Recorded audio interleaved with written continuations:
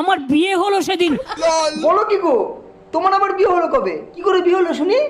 আমার বাবার টাকা ছিল না, আমার মা চিন্তা করছিল। হ্যাঁ ঠিকই আছে তো, বাপের টাকা না থাকলে মা তো চিন্তা করবেই, এটা তো স্বাভাবিক। তাহলে তোমার বিয়ের টাকাটা জোগাড় করলে কোথা থেকে? আমাকে 25,000 টাকা দিয়েছে। তোমার বিয়ের জন্য 25,000 টাকা দিল? কিন্তু টাকাটা কে দিল? বিজেপি সরকার? তৃণমূল সরকার। তাই আমি রূপশ্রী স্কিমে টাকা পেয়ে আমার বিয়ে হয়েছে। আরে সালা, তোমার বিয়ে হয়েছে কাউকে জানাওনি? এইবার তোমার বিরুদ্ধে আন্দোলন করব। আন্দোলন কাকে বলে এইবার তোমাকে শেখাবো।